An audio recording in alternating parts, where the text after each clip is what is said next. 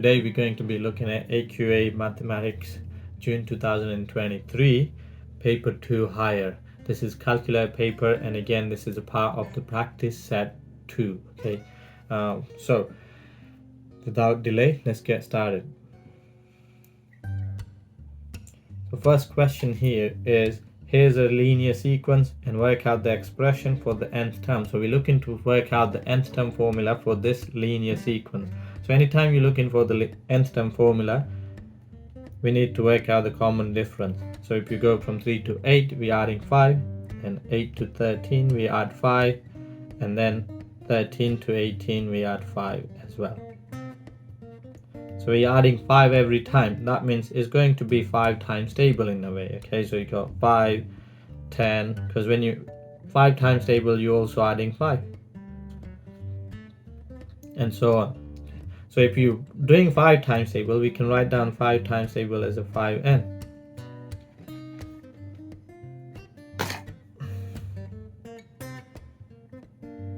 So 5 times table would be 5n, but we don't start with 5. We're starting with 3. So what we're doing is writing down 5n take away 2. To go from 5 to 3, we're taking away 2 every time.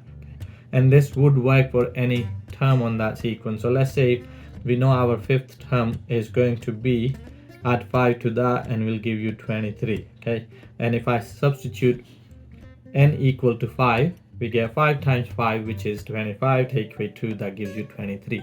So we know that would work, that formula would work for any term on that sequence. So our nth term formula is given to you by 5n take away 2. Work out 0.5%, or what the fraction would be for 0.5%. Percentage is always out of 100. So if I want to write down, I'll be write it down as a 0.5 out of 100. Okay, if it's 1%, it would be 1 out of 100. But now you're saying, okay, we can't have decimal in fraction. So let's get rid of the decimal by multiplying that by 2, multiplying that by 2 as well. And as long as you're multiplying something by 1, you're not changing anything. And what do I mean by 1? So if I have 2 over 2, that's just 1. So I'm multiplying 0.5 over 100 by just 1. This is the 1. Okay, and anytime you multiply anything by 1, you're not changing anything at all. So that's why as long as you're multiplying numerator and denominator by the same number, it would be 1, because 2 divided by 2 would be 1. So we're not changing anything, and it will become 1 over 200. And it's already in simplified form. You don't have to do anything, even though you could have made it into 5 out of 1000, and that's perfectly fine as well. Okay. Question 3. A straight line equation, y equal to 6 minus 2x, write down the gradient of the line. So if I know the equation of any straight line would be given to you in that form, y equal to mx plus c. So m is the gradient, and that's the coefficient of x. So number in front of the x, as long as you have y by itself, y as a subject, then we can always pick up the coefficient of x, and that would be our gradient. Okay, so that's the gradient, and the number by itself would be y-intercept, because when you put x equal to 0, your y value would be that, and x equal to 0 is y-axis. Anyway, we're just interested in the gradient. So if you look at the gradient here, the coefficient of x is negative 2, so the gradient would be negative 2. So number in front of the x, whenever you have the straight line graph, linear equation, it would have that equation where the number in front of the x would be your gradient. Ratio of the left-handed to right-handed students is 3 to 8. Now, rather than trying to get to the answer, make sure you understand what the ratio is actually telling you. What the ratio is trying to tell you here. It's telling you for every 3 left-handed students, there are 8 right-handed students. That makes it 11. So you have to have minimum 11 students in the classroom to have 3 left-handed and 8 right-handed. But we know in the classroom the students going to be between 20 and 30. So you're going to add another 11. So another set of 3 left-handed and 8 right-handed, and that will give you 22 students. Okay, by because it'll give you 6 left-handed and 16 right-handed students. Now we'll give you total of 22 students. Again, let's say we can have more, then you'll get to 33 because you can have another 8 right-handed and 3 left-handed, but that will go over 30. So we know our we have in our class we have 6 left-handed and 16 right-handed students. So altogether we have 22 students in that classroom, and that's 2 marks for that. Okay. Solving inequalities. Okay, solving inequality is pretty straightforward. It's that you just need to consider exactly the same way as you solve equations, nothing different. Okay, so we're saying, okay, two sides are inequalities, that's what it means. Okay, so you got the left hand side that's smaller than the right hand side here. So what you're gonna do, I'm gonna write it down again so you can see the calculations properly. Okay, so 2x over 3 is less than or equal to 4. Now rather than writing equal sign, we're going to write inequality sign. Okay, less than or equal to. So first thing, if I wanted to get x by itself, I'm going to multiply both sides by 3. So I'm going to multiply that by 3, multiply that by 3 as well. So what do you get on the left hand side? That 3 divided by 3 gives you 1, so you're left with 2x. So 2x is now less than or equal to 12. Now divide both sides by 2 to get rid of that 2. And divide that side by 2 as well. So what you're saying is now 2x divided by 2, which is just x, is less than or equal to 12 divided by 2, which is 6. So we know as long as x is smaller than or equal to 6, this side here is always going to remain smaller than 4. Okay. So as long as you're keeping the x smaller than 6 or equal to 6, this side will remain smaller than 4. And that's what we needed to find out. There are infinitely many solutions to that, so we're leaving it as saying, okay, x has to be smaller than or equal to 6. So anything smaller than or equal to 6. So 5, 4, 3, 2, 1, 0, negative, and in all the negative numbers, then the left hand side would be smaller than the right hand side. Another solving inequality, we can do it exactly the same way, but I generally tell my students saying, okay, if you have a brackets and you're solving equations, you always multiply out the bracket. So I'm going to do that same thing here. So we're going to do 4 times x, which is 4x, and then you need to do 4 times 1 as well. 4 times positive 1 gives you positive 4, and that is greater than 12. Now this is strictly greater than 12. Okay. Now exactly the same way we're solving equations or inequalities here. So you trying to work out what x is. So we're going to get rid of that 4. So positive 4 and negative 4 gives you 0, but we have to take away 4 from that side as well. So what we're going to say here is 4x, that gives you 0. Positive 4 and negative 4 is greater than 12, take away 4 is 8. So 4x is greater than 8. So now I'm going to divide both sides by 4. So what you get is 4x divided by 4, that gives you x, and x is greater than 2. The only time you have to do anything different when you're dealing with a negative number, and especially when you're multiplying or dividing by negative number, you just have to switch this inequality sign. Okay, and we will cover it in inequality topics when I go through that topic, but for now just look at it as you were to solve the equations. Okay, so we look into solve this inequalities exactly the same way if you were to solve equations. Okay, keep that inequality sign in the middle. And then last part here, 1 mark, represent the solution sets to so satisfy both A and B. So if I wanted to put that on the number line, we're saying x has to be bigger than 2. So we're going to put the circle on the 2, and we're not going to shade it, right? Because it's this side here. Anything on that side of the number line is bigger than 2. So that represents x bigger than 2. And x has to be less than or equal to 6. So they're going to put a circle on 6.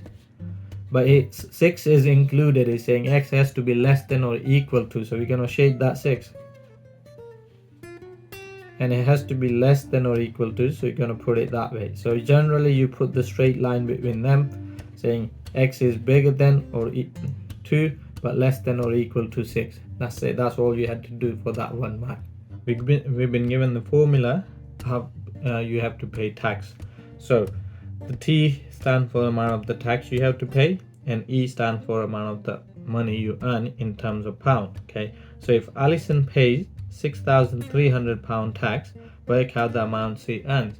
So let's substitute 6,300 for T, because that's the amount of the tax Alison pays. So we're going to put 6,300, which is equal to 0.2 multiplied by the earning take away 12,570. Now remember, earning take away 12,570 means this 12,570 is a tax-free amount. Alison doesn't pay any tax onto that 12,570. And after the reduction of that 12,570, Alison gets taxed 20%. That's what it says here. Okay, 0.2 means multiplying it by 0.2, which is working out 20%. And 20% of something gives you 6,300. But if we're just solving equations, what we need to do is divide both sides by 0.2. Again, it's a calculator paper, so I wouldn't have a problem doing that. 6,300 divided by 0.2 will give you 31,500. So 31,500 is equal to 0.2 divided by 0.2 is 1. So it gives you E take away 12,570. So that will get you first 2 marks. Okay, and all you have to do after that is just add 12,570 to both sides. 44,070.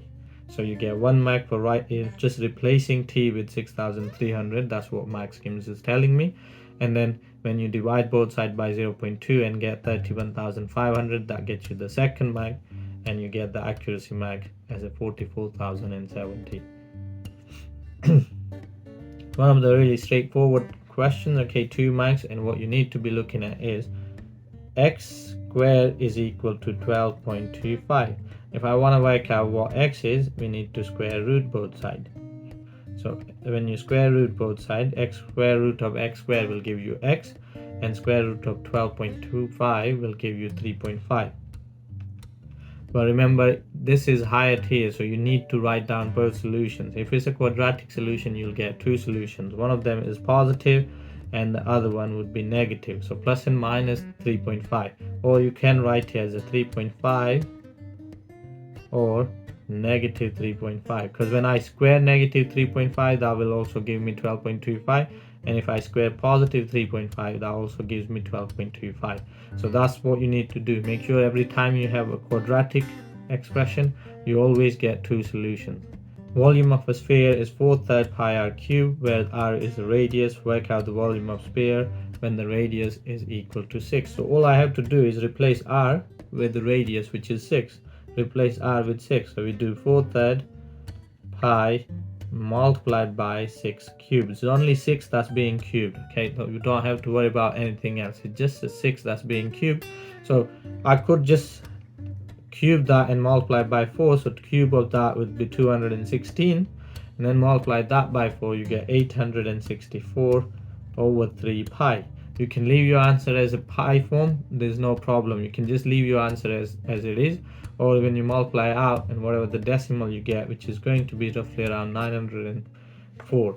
So I get 904.7 and 7, 8, 6, 8, and so on. They allow answer anything between 903 to 905.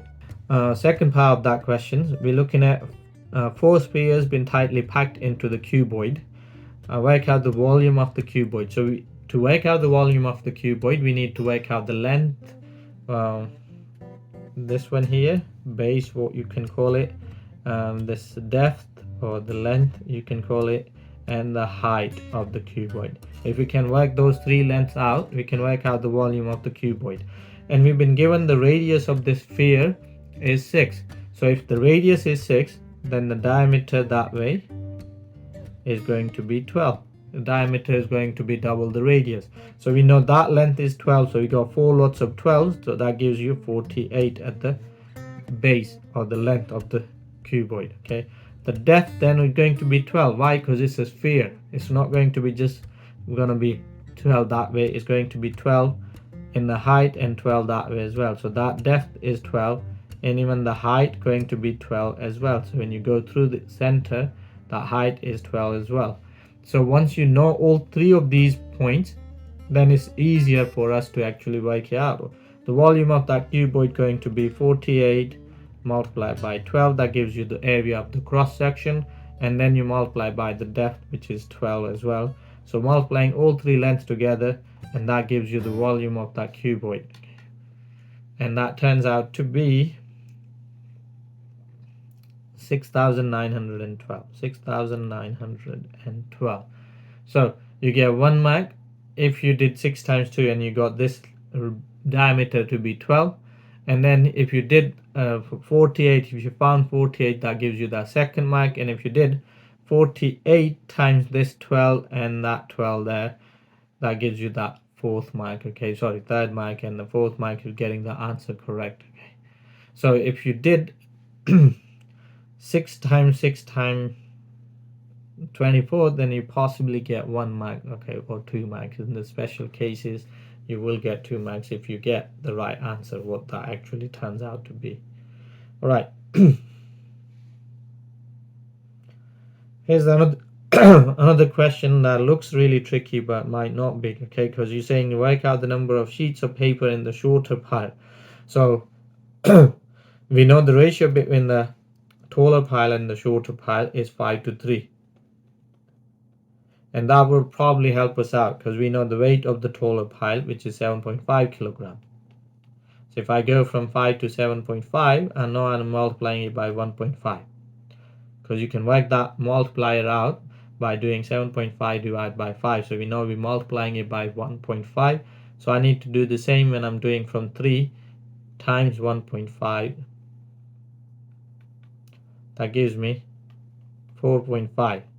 So the weight of the shorter pile is 4.5. Now another key information we know, the weight of each paper or each sheet of paper is 5 grams. So in the 7.5 kilogram, you have 7,500 grams. So knowing that possibly get you mark as well. Okay, so we're doing work out how many sheets of paper do we have in this taller pile. We're going to do 7,500 divide by 5, right? Because you got 7,500 grams and each sheet's got 5 grams. So we do 7,500 divided by 5, and that'll give you 1,500. So in the taller pile you have 1,500. Again, you can use that actually to work out, use the ratio, or I can just work out the weight and use that as well. So again, 4,500 grams divided by 5, that will give you 900, and that would be the answer. There are 900 sheets of paper. Or once you work out there are 1,500 paper in the taller pile, we can split that into 5:3. So if 5 goes to 1,500, so I'm multiplying it by 300.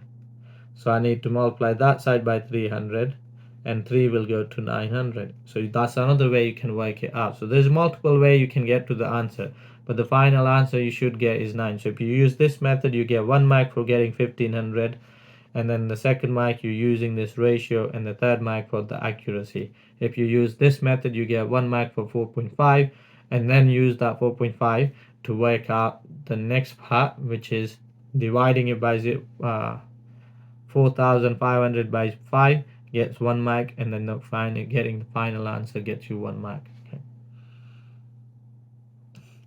4 triangles are congruent, and the congruent means identical. If they are identical, it would have the same length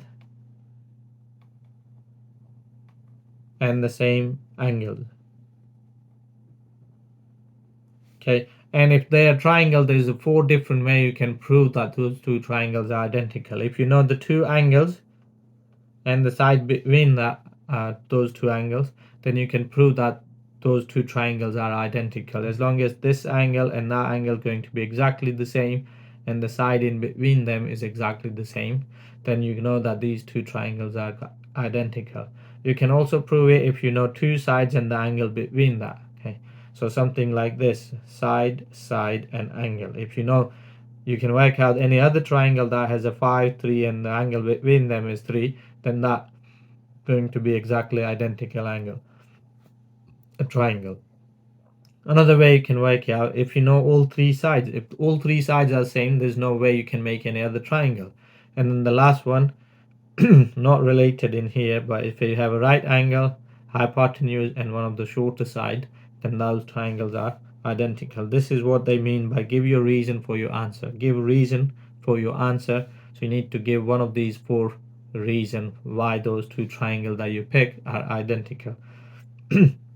So if I quickly look at it, I got 35 and 65. That's 35 and 65. So we already found the reason. Angle, side angle, J and K are identical. There is a possibility that people might pick something else. We got the 65-degree angle, 5 centimeter, and 30-degree angle. So that's a side is next to the 65, not in between the 65 and 30. So therefore the M cannot be congruent to any one of these two. And we don't know the any one of those with the 3 and the 3 and 30-degree angle in between 5 and 3. So there is a 30-degree 5 and 3, but the angle between the 5 and 3 is 65. So these two cannot be the identical congruent. So we know that they are congruent, J and K are congruent, and the reason for it is because the angle, side, and angle are the same. Okay, two angles and the side in between them are the same, therefore those two triangles are congruent. Describing transformation. Okay, so there are 4 different transformations.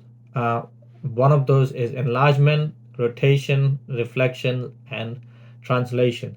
By naming which one of those transformation that this is, you will get 1 mark. So as long as you look at this one here, okay, so you're saying the triangle A maps to triangle B. So we're going from object to image. Okay, so A is the object's original shape, and you're making it into image, making it into B. So going from A to B.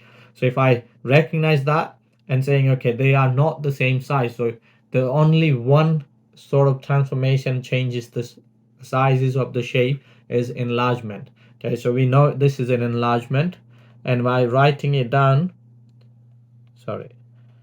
enlargement, by writing down the word enlargement, it will get you 1 mark. Okay, because there are 4 transformations, you need to pick which transformation this one is. Okay, so out of those 4 transformations, we know this is an enlargement. So by saying just the enlargement will get you 1 mark. The second mark, if it's enlargement, you need to tell me what the scale factor is. So scale factor means how many times image bigger or smaller than the object. Okay, so you can work out very quickly. Look at that length there. That's 2. That length there is 6. To work out the scale factor, I'm going to do the length of the image, which is 6, divided by the same length, corresponding length of the object, which is 2. So image length divided by object length gives me 3. So scale factor is equal to 3. So that gets you the second mark. Okay, and the third mark comes from finding out the center. So center, if you find the 2 coordinates or 2 points, corresponding points, so these 2 points, and draw the line through those 2 points, straight line, they'll be going through this point here. And again, that won't decide because that line is going through there, that line is going through there as well. So we find another 2 points, that's corresponding points. So this one here and this one here, and you can draw the straight line through those. And we now know the center is, this is where you're making the shape, both of those shapes bigger from. Okay, so center is going to be this coordinate here, which is 3 across, 0 up. So center is 3, 0, and that's your third mark there. Okay.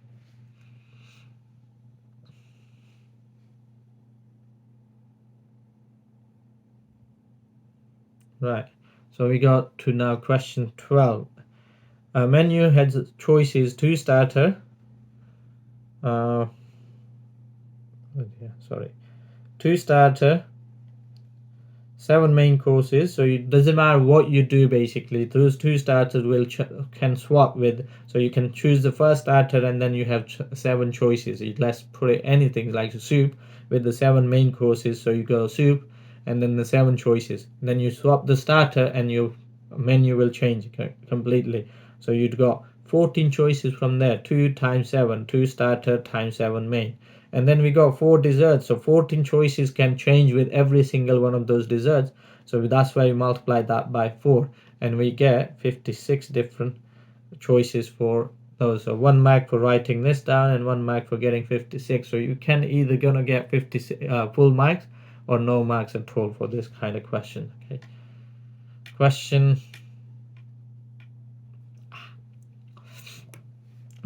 13. Okay, this is a compound interest kind of question. So you got the we on the January 21st, okay, January 2021, Carmel invested money in the bank account and the bank pays £1.5 compound interest per year. Compound means you get the interest on top of the interest. As long as you don't touch that money after the first year, you will have more money in your bank account and then you'll get interest on that as well. Okay, so on the 1st January 2022, Caramels added 2,000 into the account.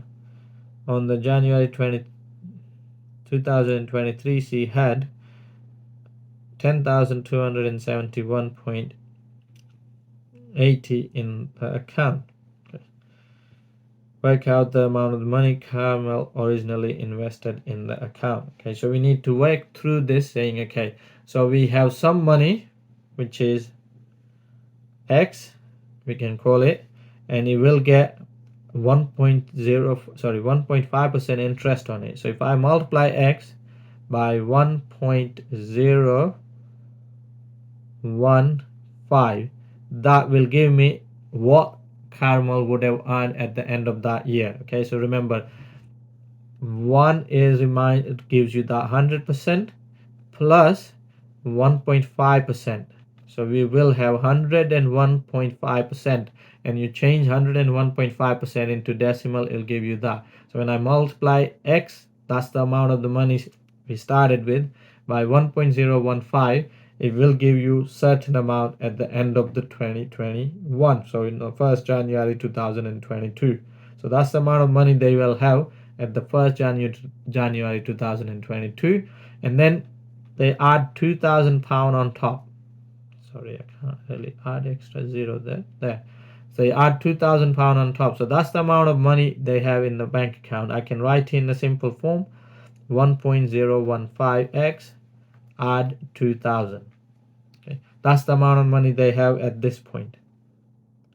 Then we multiply this entire things again by 1.015, and they will get this amount. Okay, so we're gonna write it down on this side saying, okay, if I multiply it by, put the brackets around it, saying 1.015 x plus 2,000, and then multiply this entire things by 1.015, and then that should be equal to 10271.8. Okay, and that will get you the second mark. If you write this thing down here, what I just wrote down, that gets you second mark. That's your first mark, this is your second mark. Okay, and then we need to solve this equation. Okay, we can multiply this amount with the 2,000. 1.015 times 2,000, what would you get? Basically, that's what we're trying to work out, and then multiply everything else with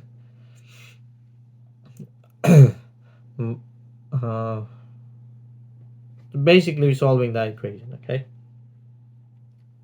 so let's just quickly do that. There we go. 1.015. So this, expand the bracket first, so that multiplied by this, I get 1.015 square times x plus multiply that by 2,000. So you can just work out what that will give you. Basically 1.015 times 2,000 So that gives me 2030.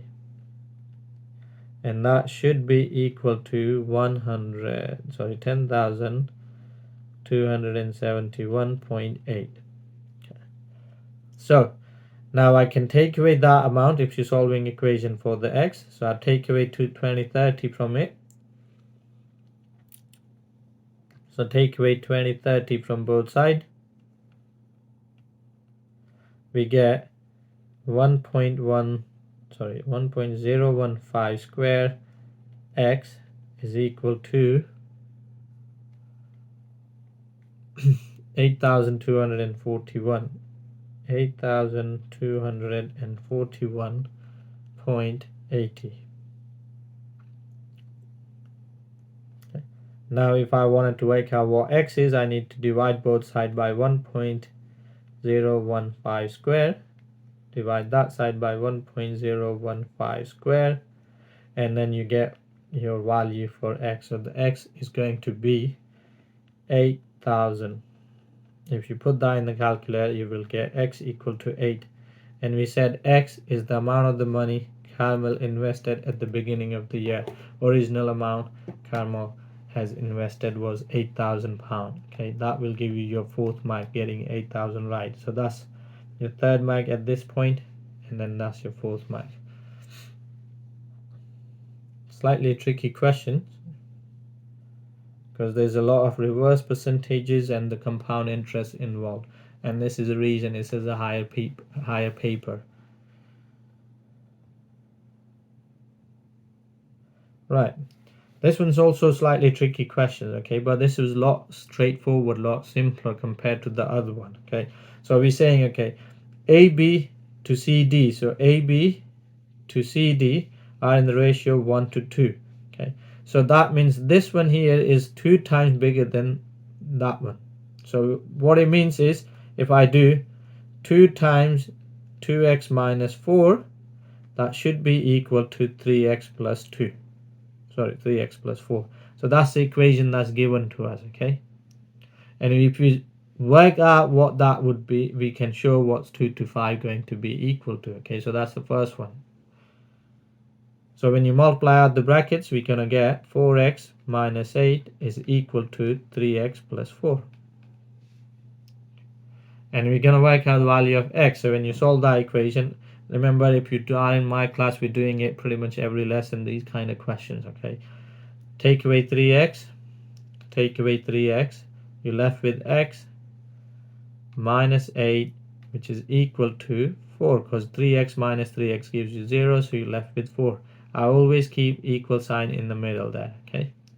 Then you add 8 to both sides, and you get x equal to 12. So that will get you 3 marks if you work that out. Remember, it's a 5-mark question. Now what you need to do is saying show that the AB to AD is 2 to 5.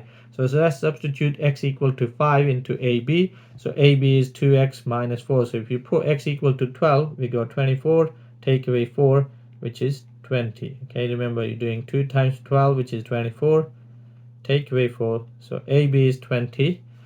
And then we need to put that same thing into this one. So 12 times 5 is 60.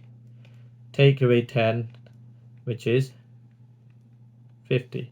So we got the ratio between AB to AD right now is 20 to 50. So if you divide both sides by 10, you get 2 to 5. So we're showing it. We're not actually worked it out. We're showing it. We worked it out, and that will help you show it as well. Okay. So if you did that, work out 20 and 50, get that fourth mark, and then simplify that 20 to 50 to 2 to 5, that gives you that fifth mark. So that's quite easy 5-mark question in a way, not relatively. If you know what you're doing, then it's easy. One of the things people will struggle is to actually see the making a start here, that first line. So remember, you can write it down as the ratio, saying AB to CD is equal to 1 to 2. Okay, so what you can do here now, rather than reading as a ratio, those two are in the same ratio, then I'm going to write it as a fraction. If I write the AB over CD, then that will give you 1 over 2. Okay, so now if I wanted to cross multiply, or you can say multiply both sides by 2, So you got 2 times AB is equal to 1 times CD. So 2 times AB is equal to CD, and that's what we did here. Look, 2 times 2x minus 4, that's your AB, which is equal to 3x plus 4, that's your CD. So this calculation is really important to make the questions start with the question. If you're not struggling to make sure what you need to do, because lots of people double that and make that equal to 2x minus 4, which is completely wrong, because this is the reason. So you try and write ratio as a fraction and then work from that. That'll be easier to get to the starting point. Question 15, again, there's a lot of reading, but this is one of the easier question, okay? We have to read quite a lot, but it's easier question. So probability that Javin gets a takeaway on Friday night is 0.8. So the probability that takeaway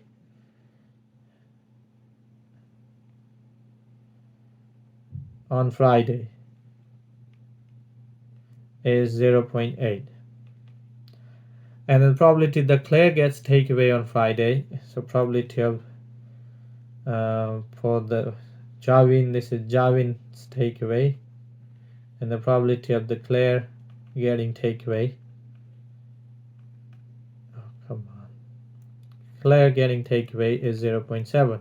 So saying if these two probabilities are independent, calculate the probability that both Javin and Claire gets the takeaway on Friday night. So probability of Javin getting takeaway is 0.8, and then you're multiplying it by 0.7, that'll give you 0.56. So that's the probability that they both get the takeaway. If you're doing the probability tree diagrams, so this is for the Javin, this is for the Claire. So both Javin's getting the takeaway is 0.8, and Claire getting takeaway is 0.7. So you both getting takeaway is 0.8 multiplied by 0.7. You look into both takeaway on Friday. So it's 0.8 multiplied by 0.7. 15b, if Claire gets takeaway on Friday night, the probability that she gets one on Saturday night is 0.3. If Claire does not get takeaway on Friday night, the probability that she gets takeaway on the Saturday night is 0.9. Calculate the probability that Claire gets a takeaway exactly one of those 2 days. So again, we're doing the probability tree diagrams here, okay? So probability that Claire gets a takeaway on Friday night, okay, so this is for the Friday, is 0. Takeaway and no takeaway, okay, is 0.7, and the probability that she doesn't get takeaway is 0.3. And then the same thing we're going to do for the Saturday night now, okay? If she gets a takeaway on Friday night, the probability she gets a takeaway on Saturday night is 0.3. And she wouldn't get, probability would be 0.7, because that should add up to no takeaway. Okay. So again, if she doesn't get takeaway, that would be 0.9 to get probability of she gets a takeaway, and 0.1 for no takeaway. So the probability that she gets the takeaway exactly on one of those days, so takeaway and no takeaway, this is the one where we get exactly one takeaway. So we get probability of 0.7 multiplied by 0.7, so that gives you 0.49 on exactly one of those days. But there's another way you can get it as well. If she doesn't get takeaway and then gets a takeaway on Saturday, so that would be 0.3 multiplied by 0.9, that gives you 0.27. So these are the two different ways she gets the takeaway on one of those days, okay? So the probability she gets the takeaway on exactly one day is these two probabilities added together, which is 0.76. Okay? So 0.76 gets you that fourth mark, okay? So this one's tricky in a way. So if you did complete the diagram, then you get 2 marks. Then you have to do this. That's your third mark, and then you get the add those two probability and get 0.76 as the accuracy, your fourth mark.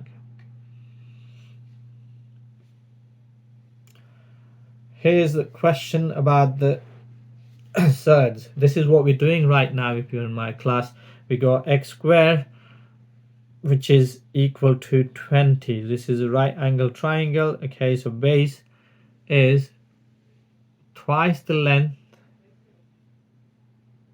The height of the triangle is twice the base of the triangle. So if I say this is x, and that would be 2x.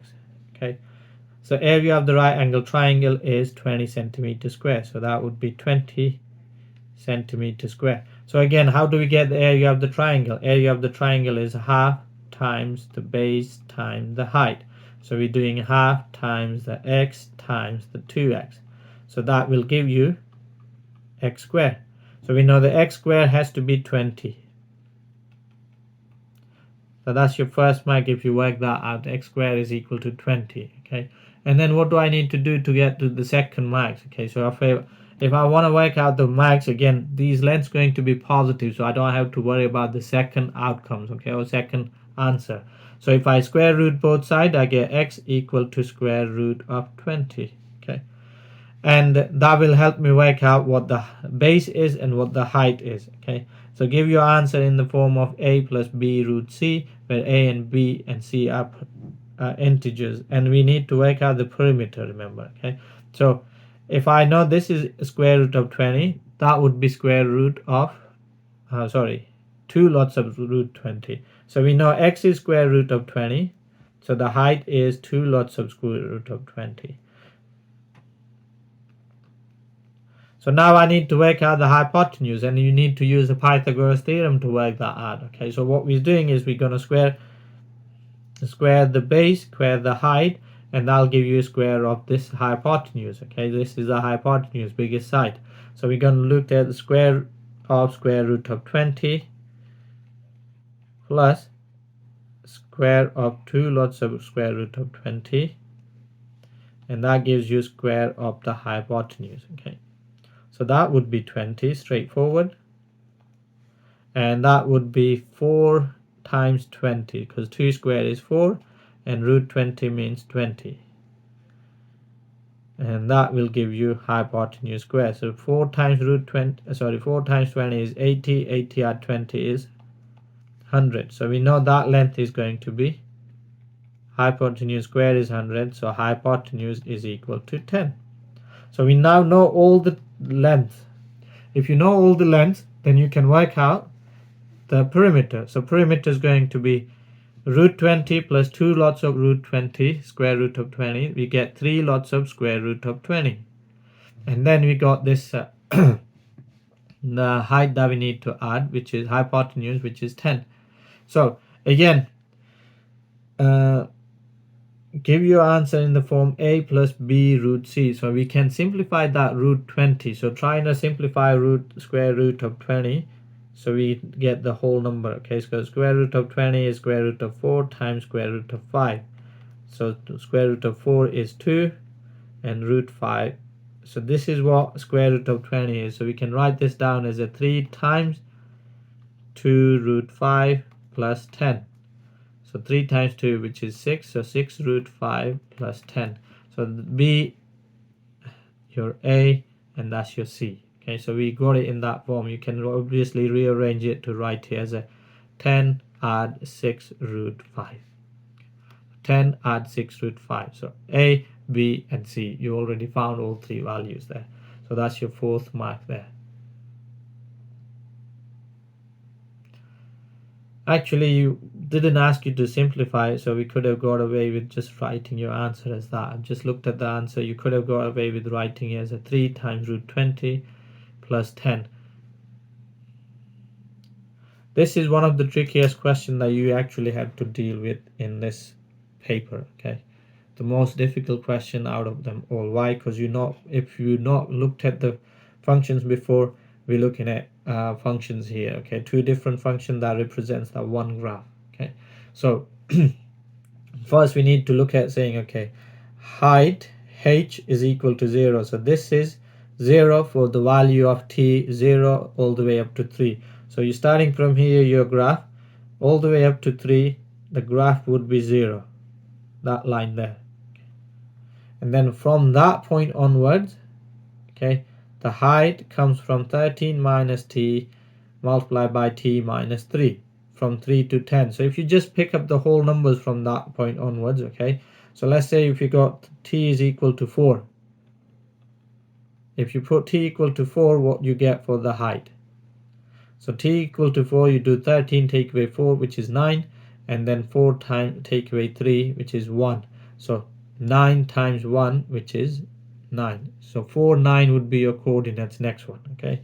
So we do 4 across and 9 up. So that's your next point going to be.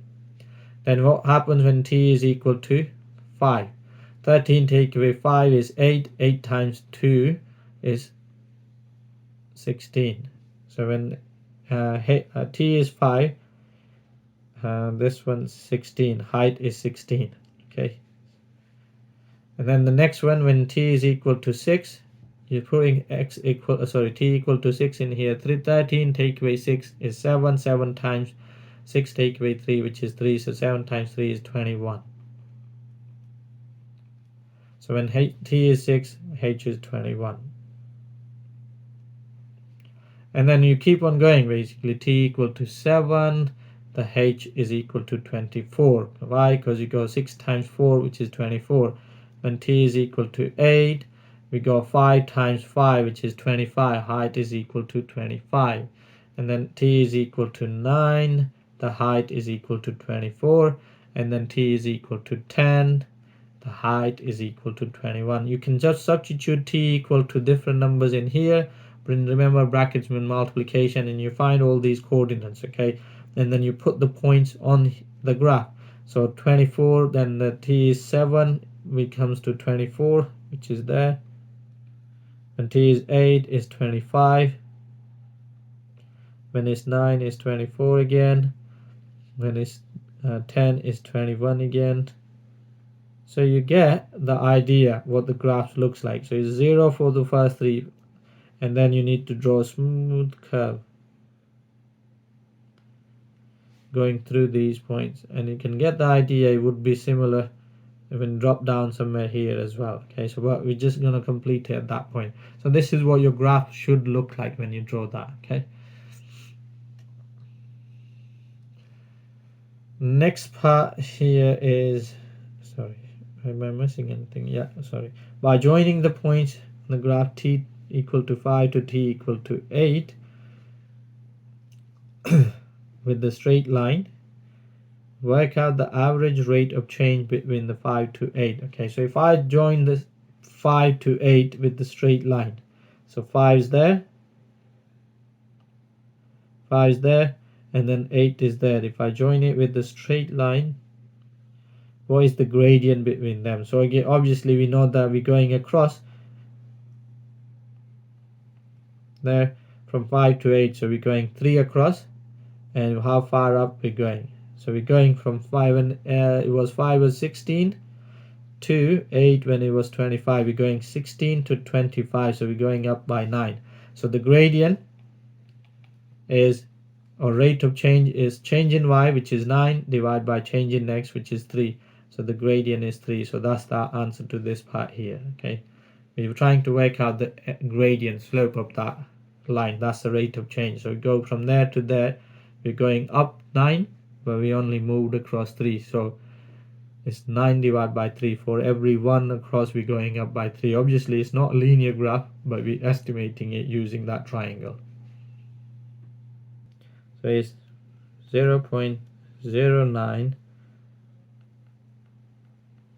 pound per cubic inch. Okay. So let's change pound into kilogram. By doing that, we're going to do 0.09 multiplied by pound to kilogram. I'm multiplying it by 0.4536. 0.4536. If you're going from 1 to 0.4536, you need to be multiplying by 0.4536. So 0.09 times 0.4536 would be kilogram now per inch cube. Okay.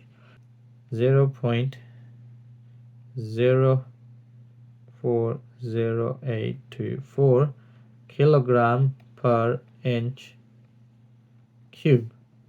But what do we need? We need grams per inch cube. So we change kilogram into gram by multiplying by 1000. So if I multiply that amount by 1000, 40.824 grams per inch cube.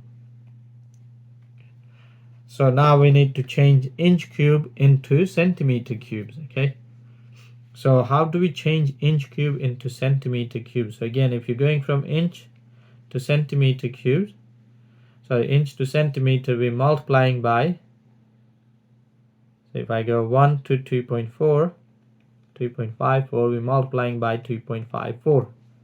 Okay, so if I'm going from inch cube to centimeter cubes, I need to multiply by 2.54 cubes. Okay, because in the cube you have 3 dimensions, so I'm going to multiply that 1 inch by 2.54 to change it into the centimeter. I'm going to multiply that by 1.54 to change it into centimeter. Then I'm going to multiply it this way, 2.54 to change it into centimeter. So we're going to multiply by 2.54 cubes to change that amount into centimeter cubes. Okay, so going from inch cube to centimeter cubes, but in this case that inch cube is divided here. Okay, so we need to divide by 2.54 cubes rather than multiplying it. So 40.824 divide by 2.54 cube, and that gives me, divide by 2.54 cube, and that will give me 2.49 centimeter cubes rounded to 2 decimal places. We're changing first pound into kilograms, so 0.09 pound per inch cubes. So changing it, multiplying by 0.4536, we get 0.040824 kilogram per inch cube.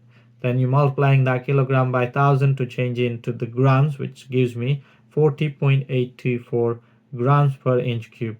Because this is inch cube, means dividing that grams over inch. Remember, mass divided by volume. So volume is been divided. So when I'm changing it into centimeter cubes, that inch cube gets multiplied by 2.54 cubes. That means I need to divide that 40.824 by 2.54 cube.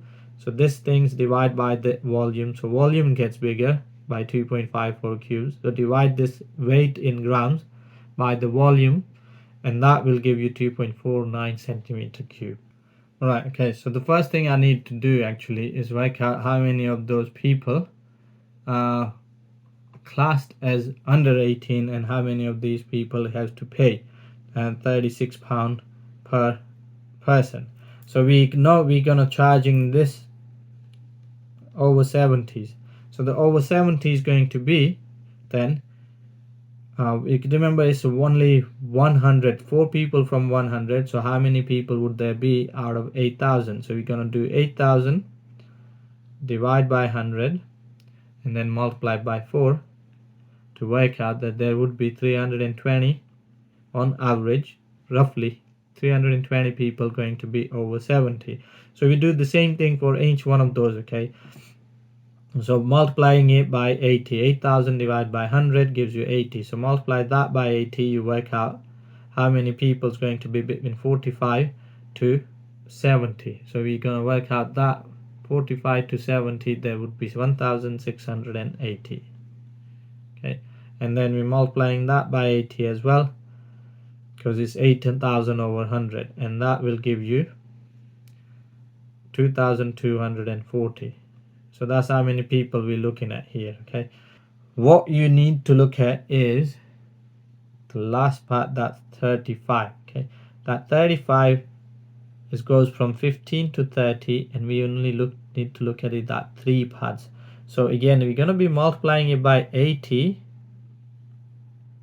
Then we go 15, and we only need it up to 18. So that 3. needs to be excluded. So what we're gonna do, multiplying that 35 by 12 over 15, because that's the what we want. We want 12/15 of 35, and then we multiply that 35 by 8000 over 100, which is that 80. Okay, so if you do that on the calculator, which is 2240 again. So that's how many people that's going to be paying. Okay, so when you add them all up together and then multiply every single one of these numbers by 36, you work out how much money they would collect from those. Okay, so we go 2240 times 2, 480, and every single one of these 6480 will be paying £36. Okay, so we multiply that number by 36 and we get, on average they would be making £233,280. Okay, each day they take £233,280 each day, and that's reasonable number. It might not be true or might be wrong. Okay, it's because this is just a small sample. It doesn't reflect the whole population, or you can say it may be different number for different day. Okay, if you check it on the Saturday or Sunday, it might be different compared to when you look at it on Monday or Tuesday or Wednesday, because people would generally be in school during those days. Okay, question 20. Write x squared plus 8x plus 6 in the form x plus a square plus b. So this is completing square. Okay, so we're trying to complete the square using this equation. Okay, we're trying to complete the square using this equation here.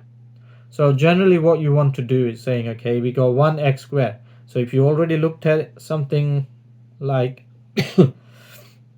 this before, then all you're doing is we're halving the x's. So we got x plus 4, coefficient of x, and square that.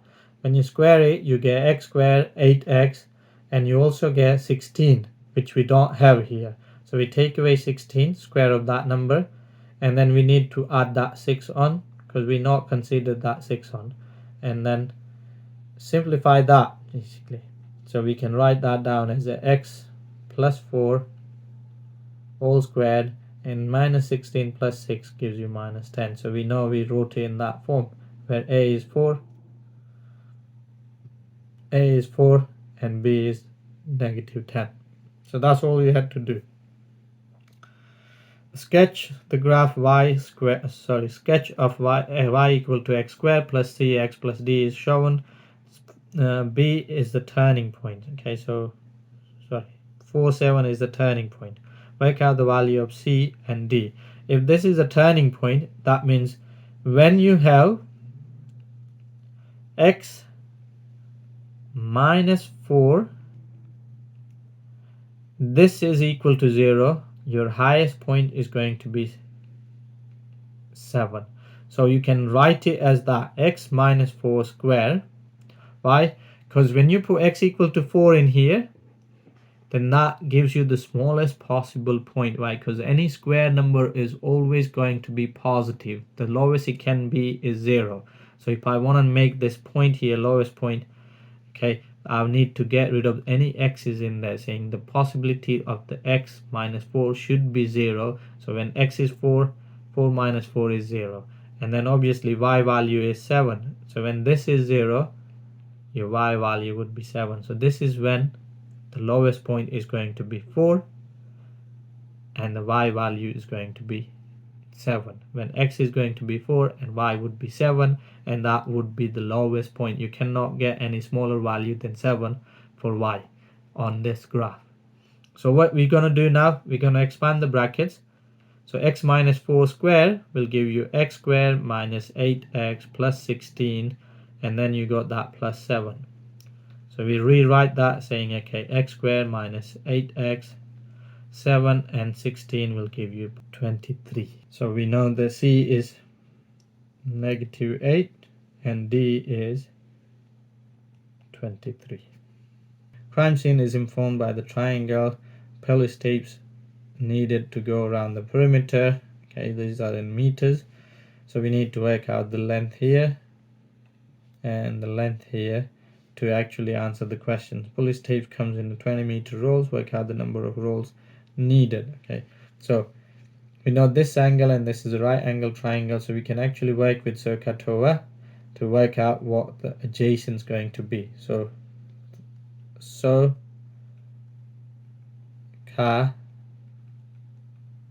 So sine theta is equal to opposite over hypotenuse, cos theta is the adjacent over the hypotenuse, and then the tan theta is opposite over the adjacent. Okay, so we're going to work with the cos theta because we want to work out the adjacent. Okay, so we're going to do cos 55 degree, which should be equal to adjacent. That's what we're trying to work out, the question mark, or we can call it x, over 30. So multiply both sides by 30, so we can just put that in the calculator. 30 cos 55 would be x. So this length here is 30 cos 55. Put that in the calculator. 30 cos 55 will get you that answer there. Okay, so what that would be 17.2. the x is 17.2. okay, so that's 1 mark for all that. Okay, now what I need to do, I need to work out this length here as well, which we again use this 55 degree to work out the opposite. So this time we're going to use sine, opposite over hypotenuse. So sine 55 is equal to opposite, so let's call this one y, opposite, so y over 30, because that's the hypotenuse, one that's opposite to the right angle. So we're going to put that in the calculator again. 30 sine 55 will give you y, this value here. Okay, so we do that. 30 sine 55, 24.6, which is equal to y. So we're going to put y to be 24.6. Now we got this triangle here, so I'm going to try and draw this again. We got two different lengths, that's 2 marks. We still need to work out the now cosine rule or sine rule. Okay, so we know this is 38, we know this is 24.6, and we know this is 80 degrees. So if you know the two sides and the angle between it, we can use cosine rule. Okay, so cosine rule goes something like this. So the smaller letters are your sides. So let's say we're looking at this 80 degrees, your angle A, then that would be side A. That would be, you can call it this one side B, and this is side C. Then obviously we're not interested in the B and C as an angle, but we're interested in the angle A, capital A, which is that 80 degrees. Sub these numbers in and you can work out what that would be. And when you put that in the calculator, remember it's a bit tedious, but you should be able to put it in the calculator and you should be able to tell me what the answer is going to be by looking at it. Okay, because that will give you a square, and once you get that a square, we need to square root it, and then when you square root it, we should be able to get that one to be somewhere around 41.5 or 41.6, one of those. Okay, so 41.6, a is equal to 41.6, which means that length is 41.6. So now we know all the lengths around it. Okay, we got 30 plus 41.6 plus 38 plus 17.2. So those 4 lengths, when you add them all up, what would they add up to? Okay, and that's what we want to work out. Okay, so when you add them all up, they add up to 126.2, and we need to work out how many rolls do we need. Okay, so because every roll covers 20 meter, so we divide it by 2, then you will get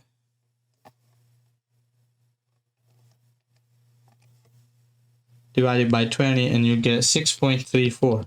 Now again, 6 rolls needed, but obviously we'll need more. There won't be enough tape to go around, so 6 and a bit. So they will need 7 rolls to cover all the perimeter there.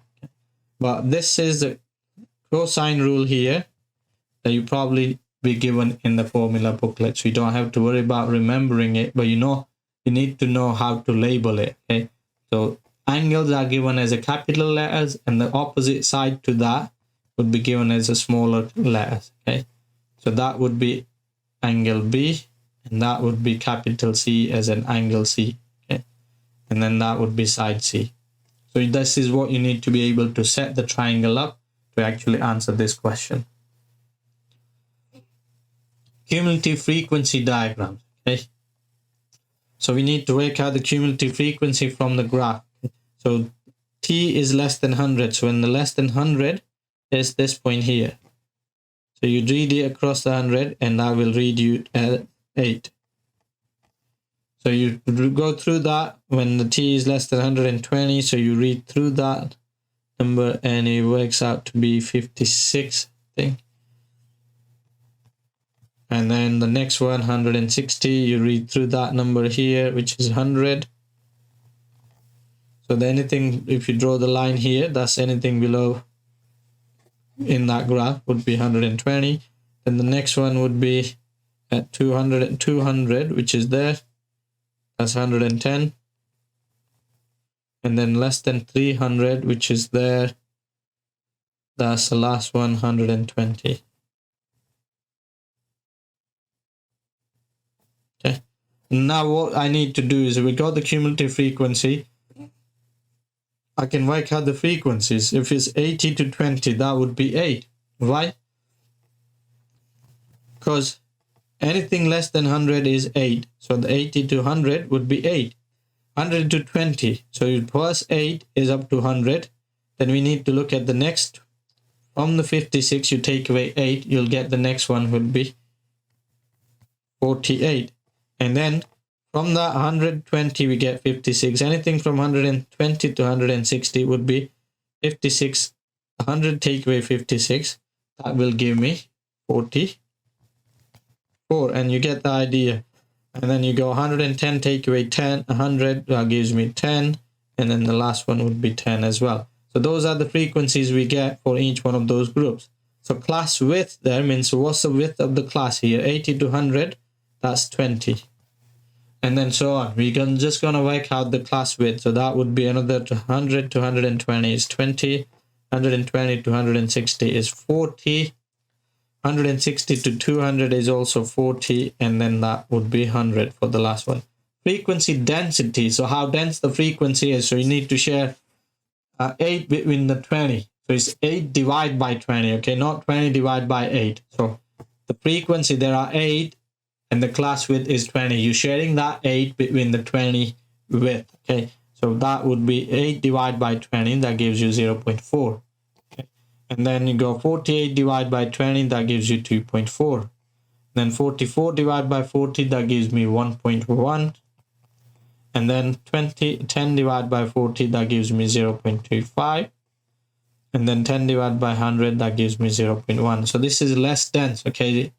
In that 100, we only have frequency of 10. And then what you need to do is use this information here, the frequency density, we pairing it up with the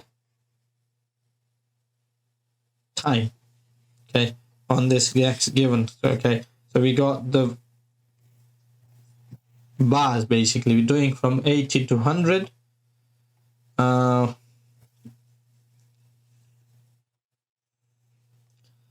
So 80 to 100, the frequency density was 0.4. So first we need to know how we're scaling these axes up. So I'm going all the way up to 2.4. Okay, that's the max I need to go. So I can say this would be, no, that'll be too small. Let's call it, this one is our 1. Then that would be 1.5. And that would be 2. And that would be 2.5.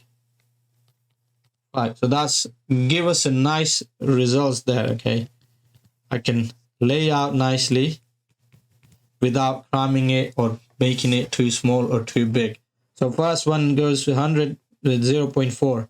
So every 2 gap is 0.1. Okay, so remember, every 2 small gaps are 0.1. So we're going up to that point, and then we draw the bar.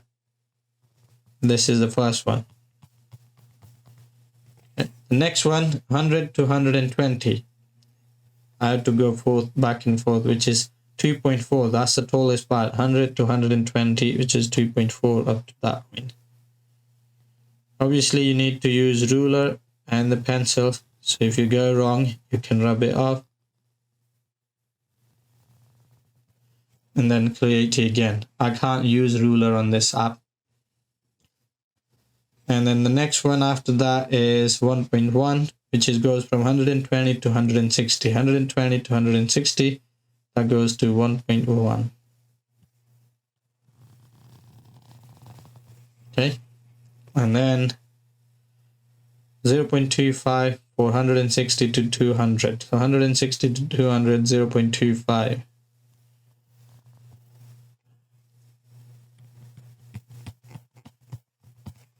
And then the last one is 0.1 for the last 100. Okay, so 0.1 from 200 to 300.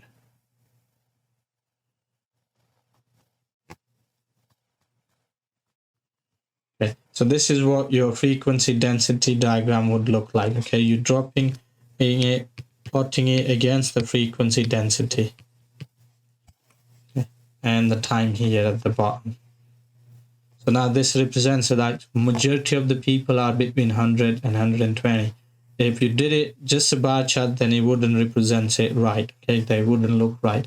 So that's why we use frequency density to make it look right.